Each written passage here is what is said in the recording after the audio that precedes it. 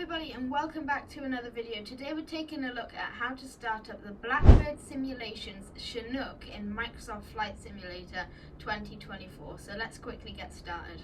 So just a quick little cool feature is that if we go around the back we can see this door option here, and if we click it, it will actually do an animation to open the door. Now it's a bit choppy, which is a bit disappointing, but you know, at least we can open the door.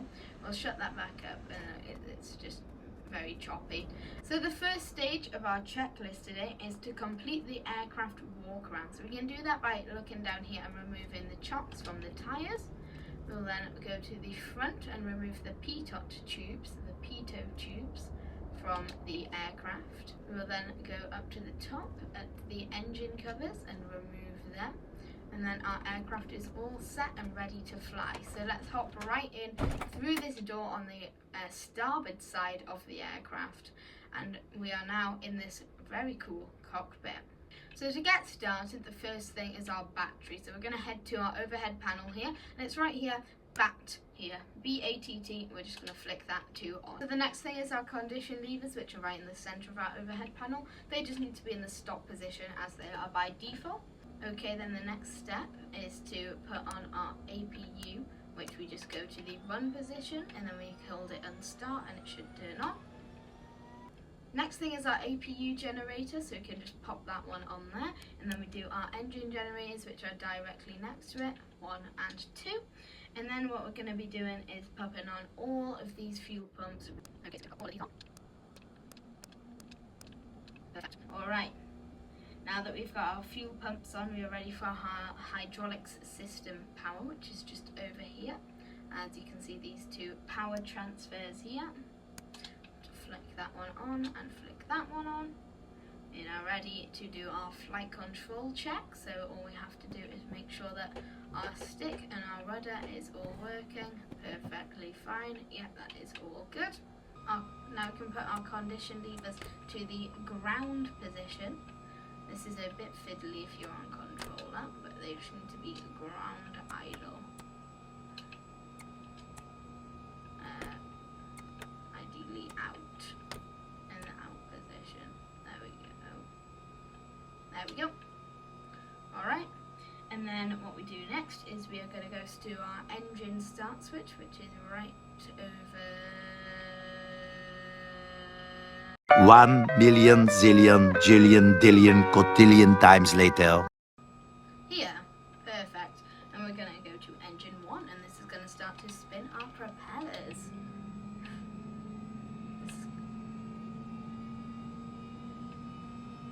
There we go, we can see it starting up beautifully there.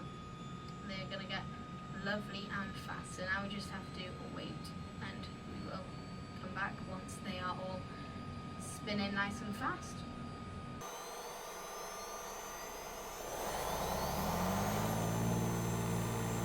Okay, lovely. Right now what we can do our engine 2 switch. Now that this is returned to its normal position, engine 2 will start.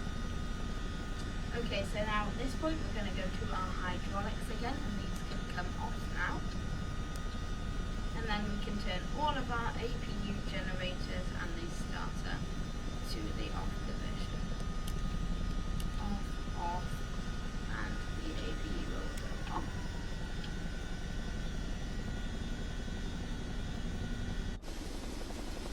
And now our aircraft is 100% ready to fly. Now we should probably taxi it first. So the Chinook actually can taxi. All we have to do is release the parking brake and apply an ever so little amount of power. You literally just want to tap your power. If you apply too much, you're going to fly up in the air. You don't want that. It's quite a slow taxi, but basically you're just going to be using your the equivalent of your rudder. So that 777 has just spawned in behind us, which is lovely. And we can just taxi over to the runway here.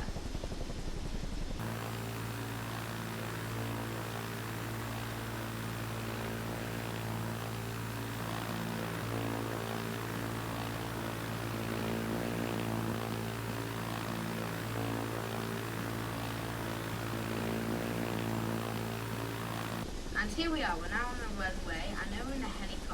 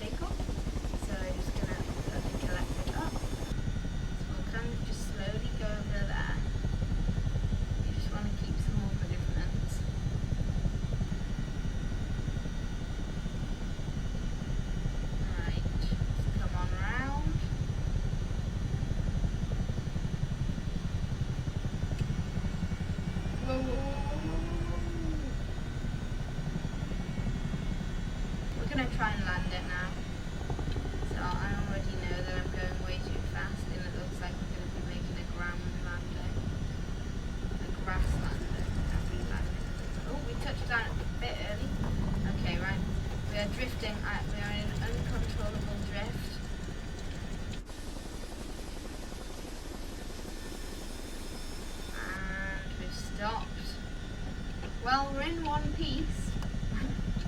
That's one thing. Oh no, I don't want to take off again. And anyway, it's been me, Aviator. Thank you so much for watching. If this tutorial has helped you, make sure to drop a like down below and subscribe to the channel as we're on the road to 1,000 subscribers. Thank you and goodbye.